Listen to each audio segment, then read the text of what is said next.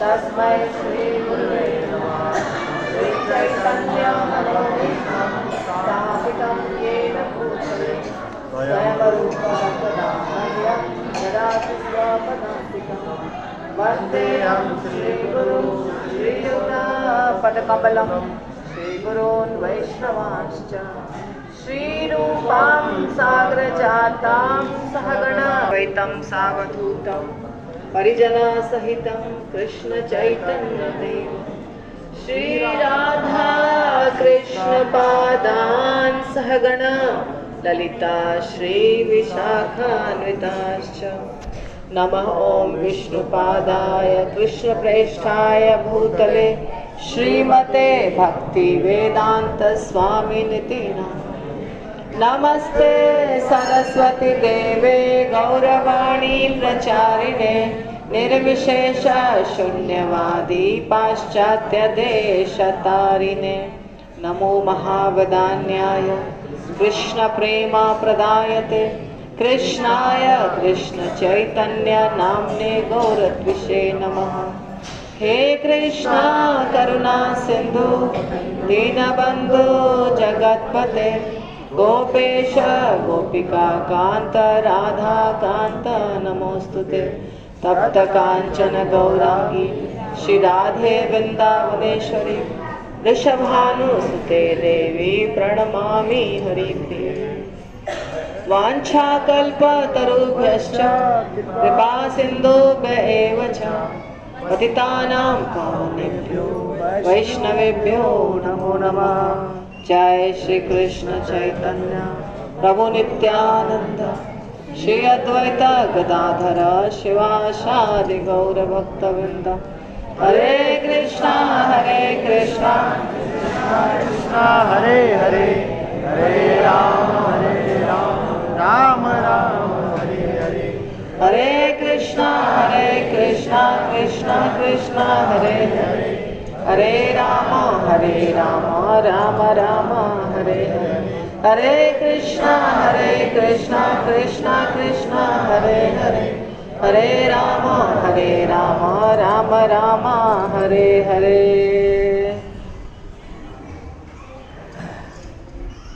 मुखं करोति वाचालं पंगुं लंघयते गिरिं यत्कृपातमहं वन्दे श्रीगुरु दीनतारिणे परमानंद माधव श्री कृष्ण चैतन्य रसविग्रह। भगवान की कृपा से समस्त वैष्णव गणों की कृपा से ब्रजवासियों के कृपा से राधा रानी की कृपा से हमें कुछ बोलने का मौका मिलता है, कुछ सुनने का मौका मिलता है। ब्रजमंडल में यहाँ बैठ करके बहुत भाग्यशाली जीव हैं जो यहाँ पहुँचते हैं, यहाँ वास करते हैं, थोड़े समय के लिए कथा सुनते हैं। ये साधारण बात नहीं है, बहुत विशेष कृपा है सबकी। तो ये समझिए आप सब बहुत भाग्यशाली हैं जो यहाँ बैठे हैं।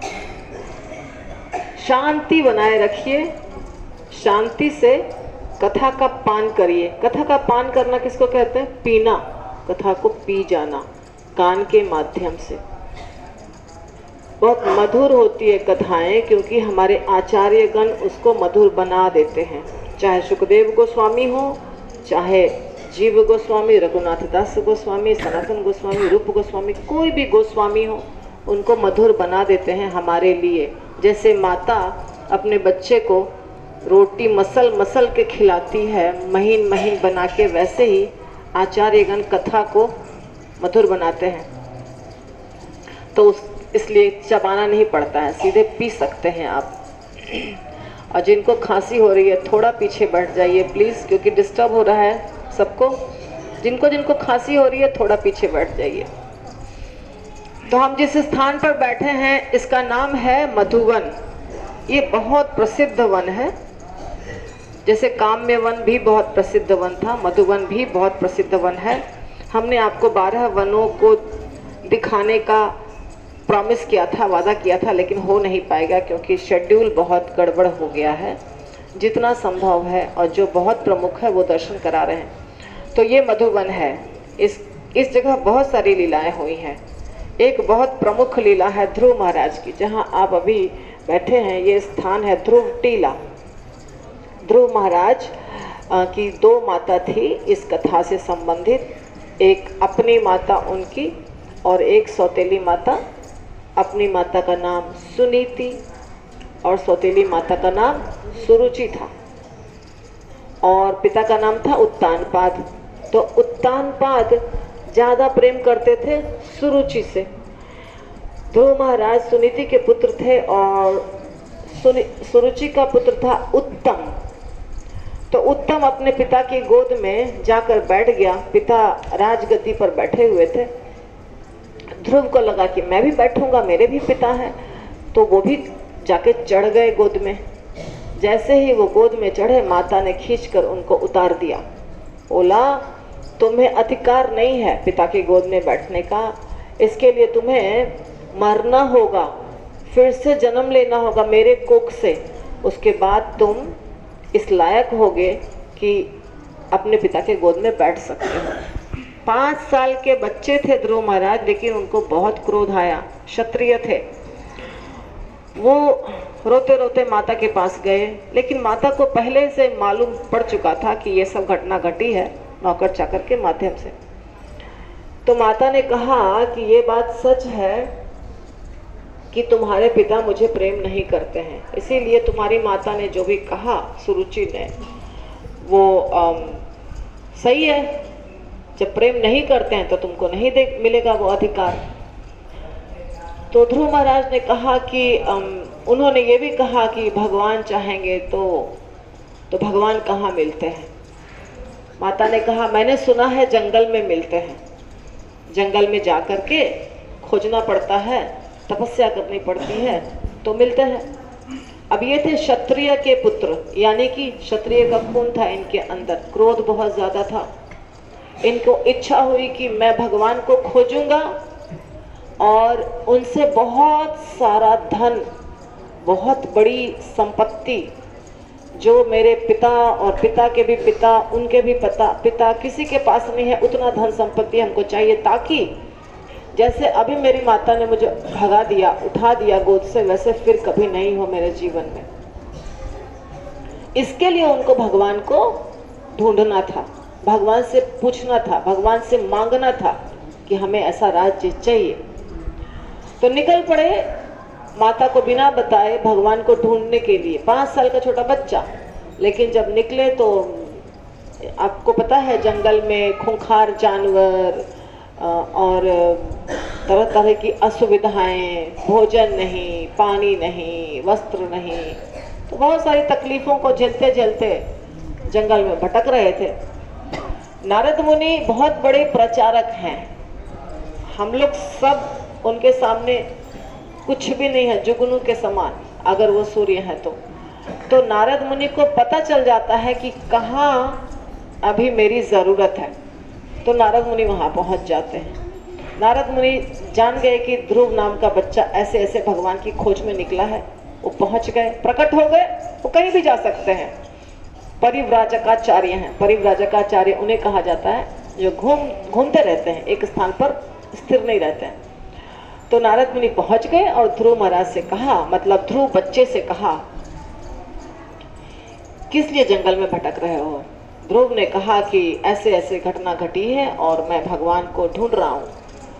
नारद मुनि ने समझाया कि तुम तो इतने छोटे बच्चे हो, तुम जाओ घर में रहो, गुस्सा थोड़े समय के बाद समाप्त हो जाएगा, खेलने कूदने की उम्र है, भगवान को ढूंढने की उम्र नहीं है। ध्रुव महाराज ने कहा, नहीं, आप उपाय बताइए, मुझे तो भगवान को ढूंढना ही है, कैसे प्राप्त करूं भगवान को, ये उपाय बताइए। तो नारद मुनि ने देखा कि ये बहुत दृढ़ प्रतिज्ञ है, फर्म रेजोल्यूशन। तो नारद मुनि ने अंत में थोड़ी परीक्षा ली और उनको बताया, तुमको 3 बार स्नान करना है दिन भर में, विग्रहों की सेवा करनी है जो एक नारायण मूर्ति, उसके बाद ओम नमो भगवते वासुदेवाय नाम का जप करना है, और जो भौतिक इंद्रिय तृप्ति की चीज़ें होती हैं उन सब का त्याग करना है। अर्थात जो हम बहुत बार खाते हैं, बहुत बार सोते हैं, पीते हैं, खाते हैं, ये सब चीज़ें कम करनी पड़ेगी। उसी के अनुसार ध्रुव महाराज ने यानी ध्रुव बच्चे ने सब तपस्या की। जैसे सिर्फ पानी पे रहना, सूखे घास पे रहना, सिर्फ हवा पे रहना, ऐसे करते करते अंत में और लगातार इस मंत्र का उच्चारण करना, ओम नमो भगवते वासुदेवाय। 6 महीने के बाद, 6 महीना पूरा जैसे ही हुआ, भगवान उनको दर्शन दिए। ऐसा दर्शन दिए कि उन्होंने अपने हृदय में भगवान को देखा, क्योंकि आंखें बंद करके तपस्या कर रहे थे, तो उन्होंने हृदय में भगवान को देखा। चतुर्भुज रूप, शंख चक्र गदा पद्म लिए हुए नारायण भगवान खड़े हैं, हमारे सबके हृदय में विराजमान है, लेकिन हमें इच्छा होनी चाहिए उनको प्राप्त करने की। तो उनको इच्छा थी तो भगवान दर्शन दे दिए। जब भगवान दर्शन दिए तो उनको बहुत आनंद आया दर्शन प्राप्त करके। उन्हें लगा कि मैं आंखें खोलकर उनको ठीक से देखूं, लेकिन जब आंखें खोले तो गायब, भगवान नहीं दिखाई दिए। बहुत तड़प हो गई भगवान को प्राप्त करने की। भगवान दिखाई नहीं दिए, पर भगवान की आवाज आई कि मैं तुमसे खुश हूं, बताओ क्या चाहिए। ध्रुव महाराज ने कहा, यानी ध्रुव बच्चे ने कहा कि कुछ नहीं चाहिए, मैं तो कांच ढूंढ रहा था, मुझे तो हीरा मिल गया। मैं तो धन दौलत के पीछे गया था, लेकिन मुझे तो आप प्राप्त हो गए, अभी मुझे कुछ नहीं चाहिए। फिर भी भगवान ने कहा, नहीं, तुम धन प्राप्ति के लिए तपस्या कर रहे थे, तो धन तो तुमको मिलेगा, राज्य भी तुमको मिलेगा, लेकिन चिंता मत करो, तुम्हें भगवत धाम भी मिलेगा। इस प्रकार ध्रुव महाराज को 36,000 वर्षों तक धरती पर राज्य करने की आज्ञा दी भगवान ने। उन्होंने राज्य किया। बहुत सारी घटनाएं बाद में घटी। उनके छोटे भाई उत्तम की मृत्यु हुई, बहुत सारी घटनाएं घटी जो अच्छी नहीं भी थी, पर उन्होंने अपने राज्य को अच्छे से संभाला, सबको भक्ति सिखाया, अपने विरक्त रहे, अनासक्त रहे। और इसके बाद जब उन्होंने शरीर छोड़ा, ये भौतिक शरीर जिसको अभी ये जो मृत्यु लोक में रहता है, तो वो उनको एक विशेष प्रकार का लोक प्राप्त हुआ जिसको कहते हैं ध्रुव लोक। ध्रुव लोक जो है ऊपर में दिखाई देता है आपको, वो नित्य जगत है, वो समाप्त नहीं होता है। भगवान ने उनको आशीर्वाद के रूप में ध्रुव लोक दिया और वहाँ पे अभी भी वो विराजमान है। तो ये वही स्थान है जहाँ उन्होंने तपस्या की थी। ये हो गई एक घटना। इसके बाद दूसरी घटना है जिसमें कि एक राक्षस था मधु नाम का, और भगवान ने उसका वध किया था। इसीलिए भगवान का एक नाम है मधुसूदन, है ना, भगवान का एक नाम है मधुसूदन। तो उस राक्षस का वध किया था और रामचंद्र जी ने शत्रुघ्न को यहाँ का राजा बनाया था। तो उसका पुत्र लवणासुर का भी शत्रुघ्न ने वध किया था, क्योंकि मधु के पास एक शूल था जो शंकर जी से प्राप्त किया था उसने। उस शूल के रहते उसको कोई मार नहीं सकता था, तो भगवान ने उसे मारा और वो शूल दे दिया अपने पुत्र लवणासुर को, और लवणासुर का वध किया शत्रुघ्न ने। उस समय, जिस समय लवणासुर के पास शूल नहीं था, जब शूल नहीं रहता तो वो वध हो सकता था उसका। तो ये इसके बाद ये नगरी बसाई जिसका नाम रखा मधुपुरी, जो कि ये जो जगह है ये भगवान को बहुत ज़्यादा प्रिय है। मधु के समान मीठा है, रमणीय है। यहाँ बहुत लता पता जानवर ये सब तब रहते थे जब कृष्ण थे, और कृष्ण गैया चराने यहाँ आते थे। बलराम जी भी गैया चराने आते थे, और बलराम जी मधु का पान करते थे। बलराम जी जो मधु का पान करते हैं, लोग बोलते हैं वो शराब है, जिनको ज्ञान नहीं है वो बोलते हैं शराब है, लेकिन शराब नहीं होता है, वो एक अलग चीज़ होती है। तो बलराम जी ने भी यहाँ बहुत सारी लीलाएं की हैं, और कृष्ण ने भी यहाँ बहुत सारी लीलाएं की हैं। इसलिए ये जो वन है ये बहुत प्रसिद्ध वन है जिसका नाम है मधुवन। एक और जगह है, हम नहीं जा पाएंगे क्योंकि वो यहाँ से दूर है और हमारे पास समय नहीं है। वहाँ एक तालाब है, कुंड है, वहाँ पे शत्रुघ्न की भी मूर्ति है। यहाँ आपने देखा चतुर्भुज नारायण और ध्रुव महाराज का विग्रह, और बहुत खूबसूरत विग्रह है यहाँ के। आपको अच्छा लगा ना? बहुत खूबसूरत विग्रह है। तो बहुत खूबसूरत विग्रह है, तो इनका दर्शन आपने किया। चैतन्य महाप्रभु भी यहाँ आए थे। जब चैतन्य महाप्रभु वृंदावन आए थे तो वो भी यहाँ आए थे। तो इस प्रकार इससे ज़्यादा नहीं हो सकता है वर्णन। तो हम अभी एक और यहीं समाप्त करेंगे कथा को, क्योंकि हमें आगे कहीं मौका नहीं मिलेगा कथा का। तो एक और स्थान पर जाएंगे जिसका नाम है तालवन। और तालवन में ताल जो ताड़ बोलते हैं, ताड़, उसका वृक्ष बहुत सारा हुआ करता था, बहुत खुशबूदार मीठे फल होते थे। पर एक असुर था, है ना, धेनुकासुर। वो उस वन को अपने कब्जे में रखा था। उसकी पत्नी, उसके बच्चे, यानी सारे के सारे गधे ही होते हैं ना, धेनु का मतलब गधा। तो वो सब मिलके वहाँ राज्य करते थे, किसी को घुसने नहीं देते थे। तो बलराम जी और कृष्ण और उनके सखा जब खेल कूद रहे थे तो सखाओं ने कहा कि हमें बहुत भूख लगी है, और उनकी इच्छा हुई कि वो ताड़ खाएं क्योंकि खुशबू आ रही थी। पर जैसे ही गए और धेनुकासुर का पूरा जो टीम था वो भगाने के लिए तैयार हो गया, खदेड़ने के लिए। तब बलराम जी गए और धेनुकासुर को जस्ट उठा करके ऐसे लपेट करके फेंक दिया। तो धेनुकासुर एक पेड़ पे गिरा और मर गया। उसके बाद उस पेड़ के गिरने से तीसरा पेड़, चौथा पेड़, सारे पेड़ गिरने लग गए और बहुत सारे गधे मर के गिरने लग गए, गिर के मरने लग गए। और उनके रंग बिरंगे, अलग अलग रंग के थे वो, तो रंग बिरंगे गधे मरे हुए, पेड़ गिरे हुए, ऐसा सीन है, वर्णन है श्रीमद् भागवतम में कि बहुत अच्छा लग रहा था। तो ये लीला हुई कहाँ? तालवन में। वहाँ हम जाएंगे और गोकुल जाएंगे। गोकुल यानी भगवान का घर। छोटे बच्चे जब भगवान थे तो वो घर जो था उनका 84 खंभों वाला, जहाँ माता दधी मंथन करती थी, मक्खन निकालती थी, भगवान बंदरों को बांटते थे, भगवान मक्खन खाते थे, चोरी करते थे, सारी गोपियों के साथ लीला करते थे, वो स्थान है 84 खंभा महावन में। वो वन का नाम है महावन, उस घर का नाम है गोकुल, यानी जहाँ हम दर्शन करेंगे। गोकुल गांव का नाम है। 84 खंभे अभी भी असली हैं, लेकिन घर का स्ट्रक्चर बाद में बना दिया गया है।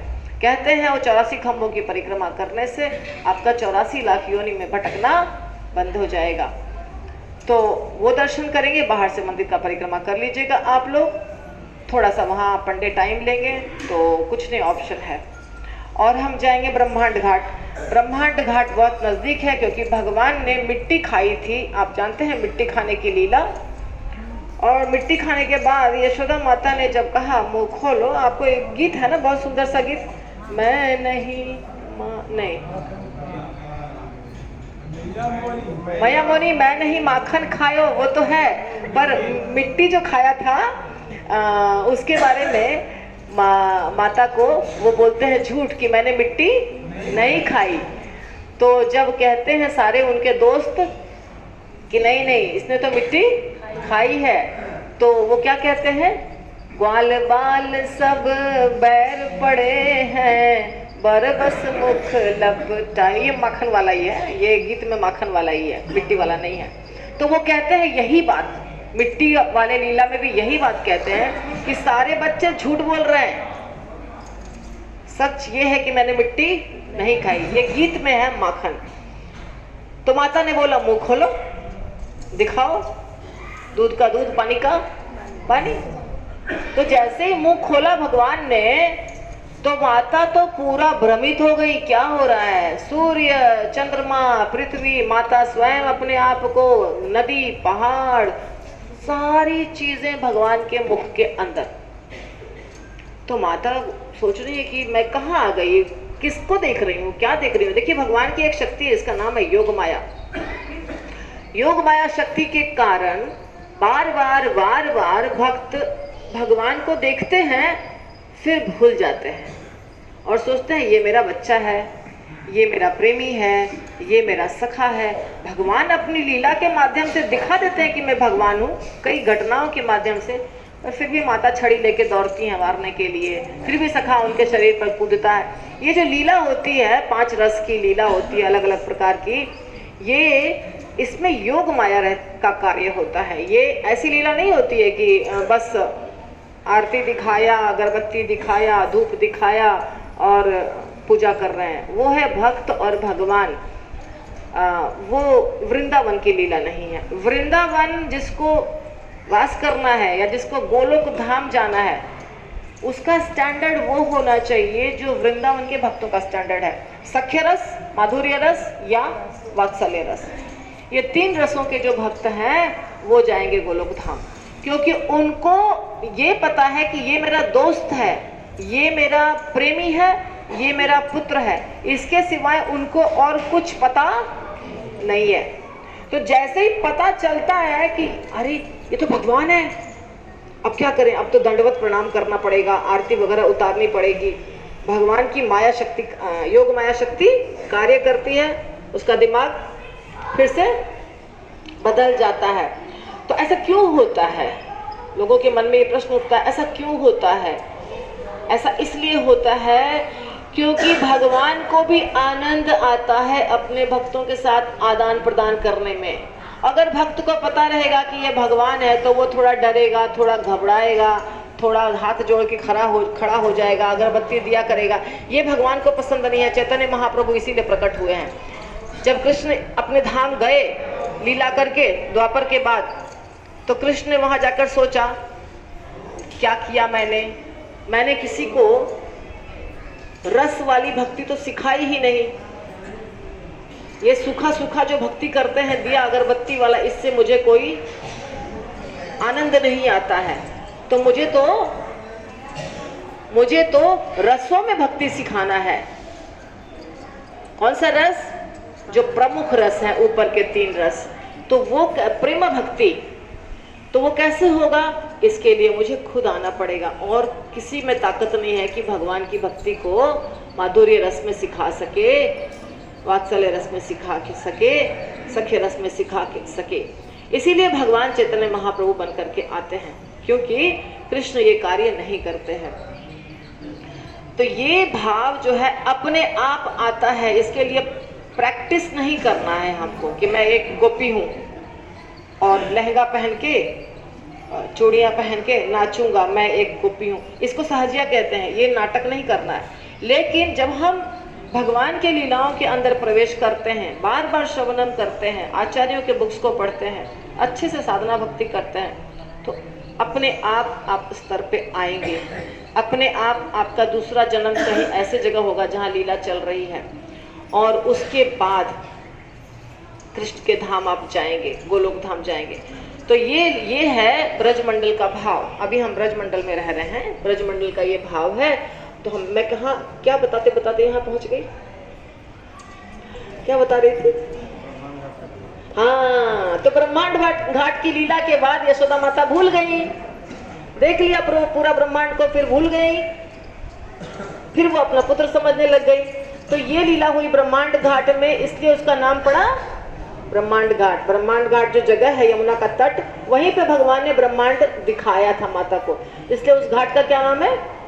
ब्रह्मांड घाट। आप लोग फटाफट स्नान करिएगा और टाइम वेस्ट नहीं करिएगा। और रमन रेती वो है जगह जहाँ भगवान खेलते थे, कृष्ण बलराम और सखा, तो वो रमन रेती का दर्शन करेंगे। बस इतना ही दर्शन है। तो अभी से लेकर के आप लोग सारा कार्य फास्ट करिए। प्रवचन अब नहीं होगा, सिर्फ क्या होगा? दर्शन।